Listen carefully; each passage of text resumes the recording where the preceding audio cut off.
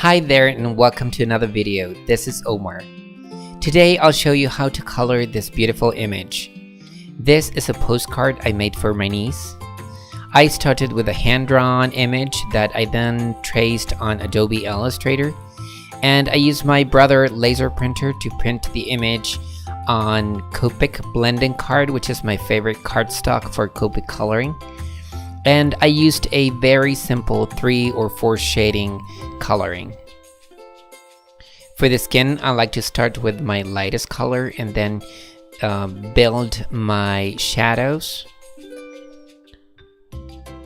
And depending on the skin tone, I select different colors. I think it's a good idea to use Sandy Allnock's hex chart for choosing your colors. I will be posting a link to her site if you want to get that chart, which is very useful. I like to use purples or violets for my shadows. They blend very good and give it a more natural shadow to the skin.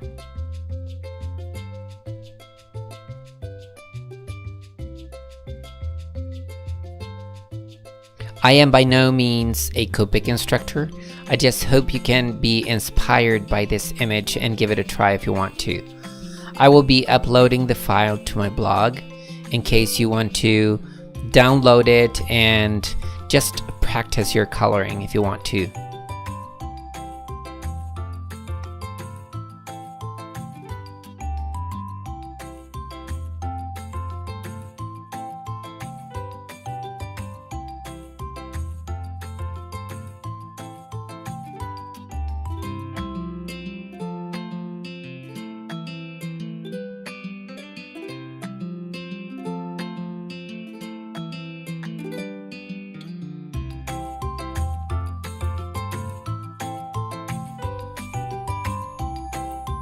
I like to use my R20 for my blush, and I use a very light violet color for my shadows.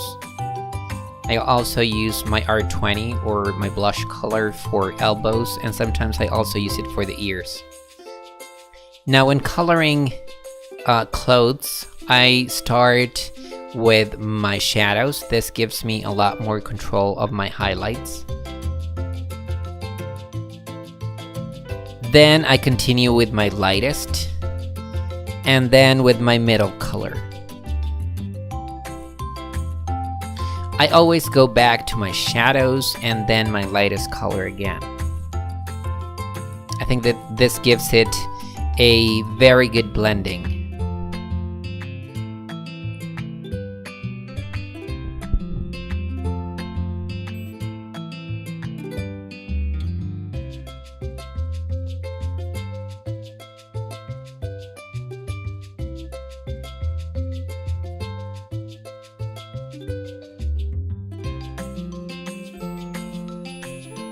Sometimes my markers are very juicy, so what I do is I tap the brush on a piece of paper towel to remove some of the excess ink.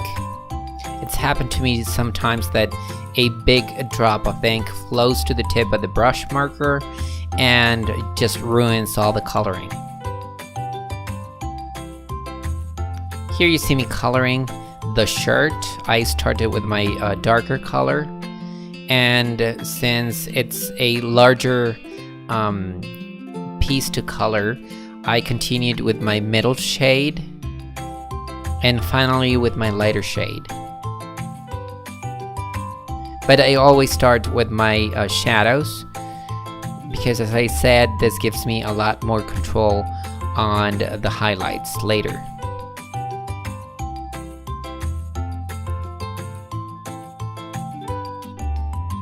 Giving contrast between your darker and your lightest shade, and also keeping some of the areas white, will give you a lot more dimension.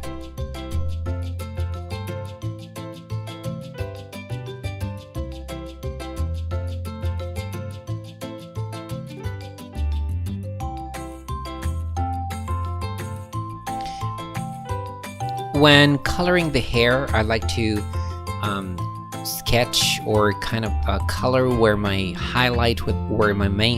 highlight will be. And for this I use my lightest color and I kind of color around, and then I use my darker color to apply my shadows, and then go back and forth with my middle and my light and my darkest. Just do some strokes, down strokes towards the highlight, and up strokes towards the highlight for the bottom part of the hair.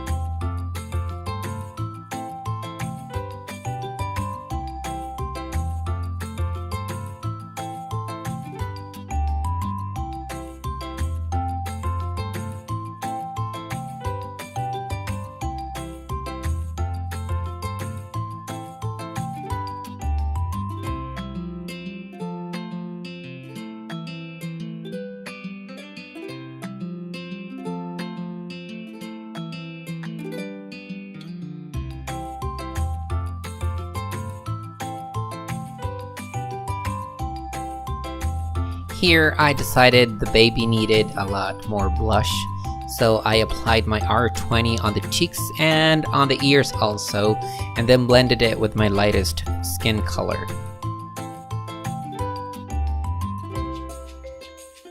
I also decided it needed more shadows, so I used a light violet color.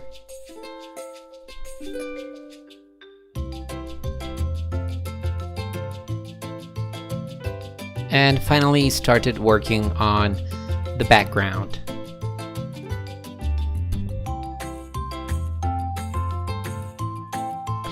For the final details, I used colored pencils. I like to use a very sharp point to make the details on the hair and do also some shadows on the skin. It gives you a lot more control than the Copic markers. And I think it also gives it a more organic look. When coloring your shadows, don't be afraid to go very dark. I think contrast is one of the best things you can achieve on these images.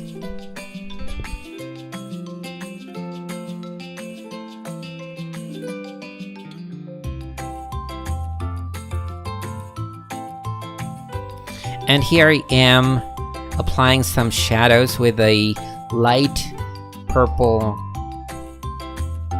color pencil.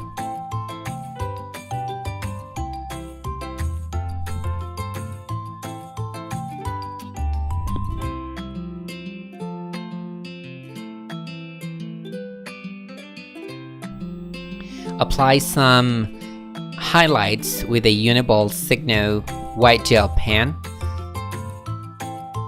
I will be making a tutorial on how to apply your highlights so they look a little bit more real. And I like to do lines and points here and there. I think it gives the image, I think it makes the image pop.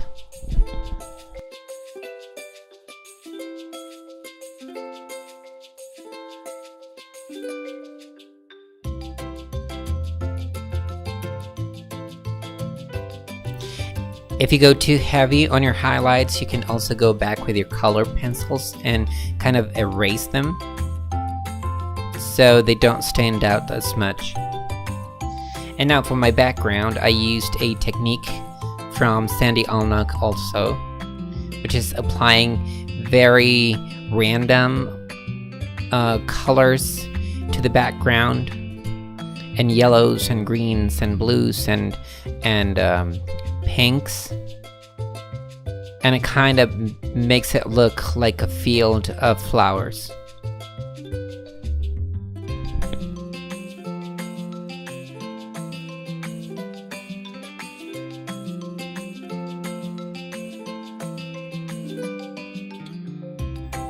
You can go back and forth with your different shades to make them blend with each other.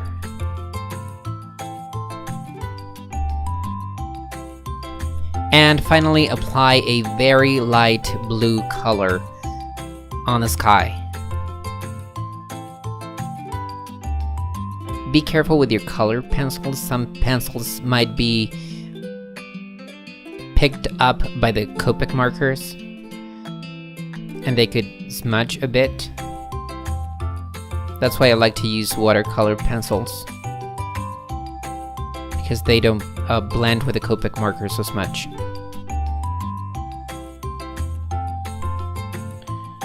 And for the final touches, use a colorless blender to apply random dots here and there on the fields. This will make some of the color move and will give it a more blended look.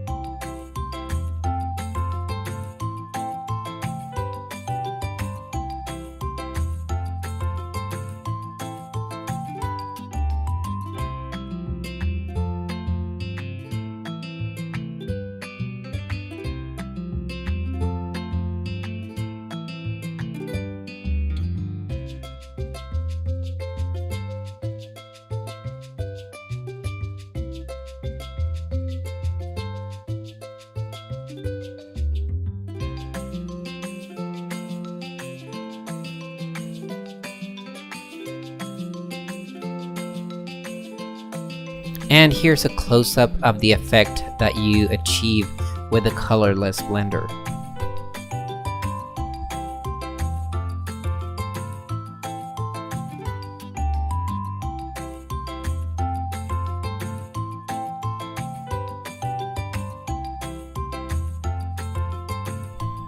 I then added a few white dots here and there around the images. You can put some on top of the hair or on top of the clothes. This is a very good way to give that kind of magical feeling around the images. Do not put them on all the background because it kind of looks like snow. And to go too heavy on the dots.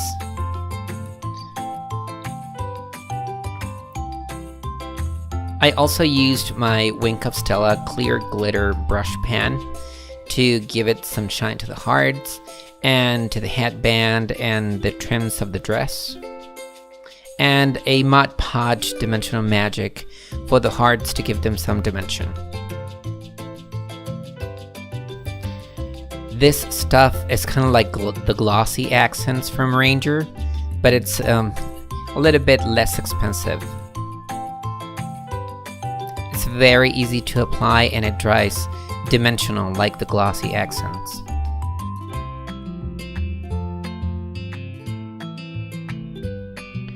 I trimmed the image using a double stitched die, and I cut all the excess from the image.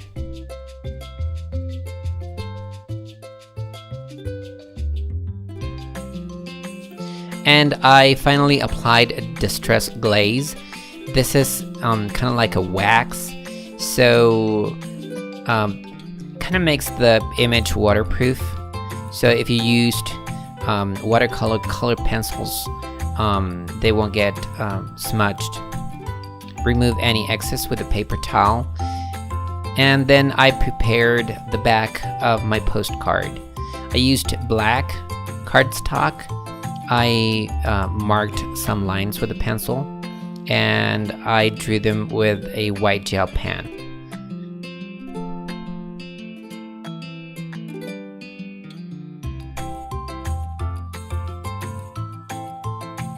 Now glue your image to the back of your postcard. I like to use tacky glue. This is a very good glue to make sure the image won't move.